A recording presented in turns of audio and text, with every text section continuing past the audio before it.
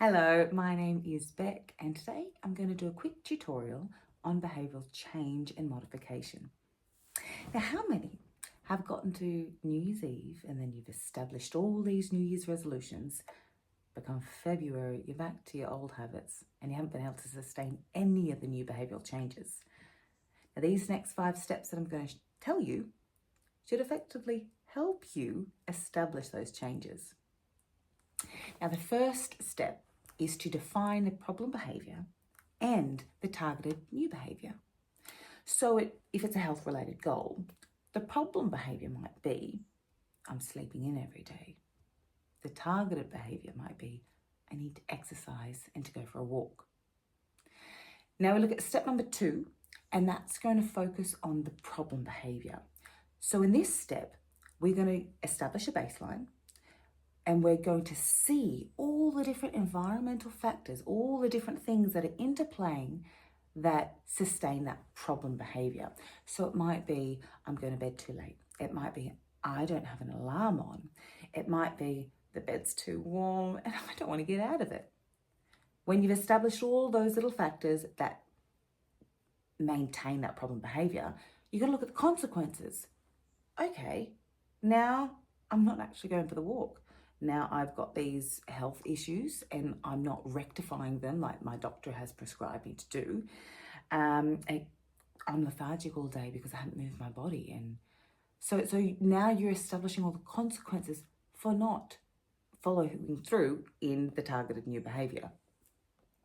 Now we look at step number 3. Step number 3 is all about the targeted behaviour. And this is when we establish a SMART goal. Now, a SMART goal is a specific, measurable, achievable, relevant, time-bound goal. So in the example of wanting to exercise more, it could be 3 days a week, I'm going to go for a 45-minute walk. That's it. It's specific, it's measurable, it's achievable. It's not 7 times a week, it's only 3.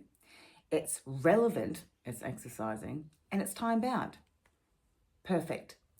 When we've got that SMART goal, we're then going to look at some different behavioural modification principles that we can implement to help achieve it. So that might be modifying the environment to start off with. So we're going to have our gym clothes laid out at the bed. We are going to have an alarm on. We are going to go to bed a little bit earlier. Then we might look at some accountability. So having an accountability partner and having like a little behavioural contract, going for a walk with someone. Then we look at reinforcement, and that comes into the accountability partner as well, because when you go for a walk with them, you've got that positive reinforcement. You've got that social interaction. The positive reinforcement can also look like when you lose a new dress size, you're now going to go shopping. So when you've got different reinforcers, that's great. Sometimes though, you can't go straight into that 45-minute walk. So we look at things like shaping. Now, shaping is a concept where you might start with a 20-minute walk. So week 1, we're going to go for 3 20-minute walks. Week 2, we're going to go for 25 minutes.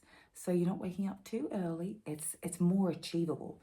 Week 3, you might look at going for a 30-minute walk. Week 4, 35, week 5, 40, and so forth, until you're at that 45-minute goal mark.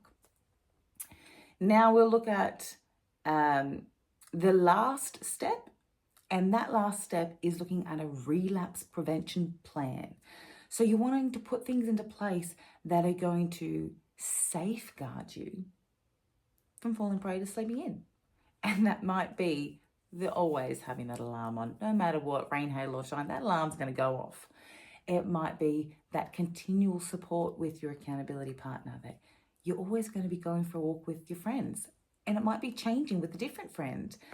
And so then it's not just them relying or you relying on them, but they're also relying on you. So it's this beautiful mutual contract that you've got going on. It could be an action plan for, when it's raining, what do? You might get a gym membership. So you might both go to the gym instead.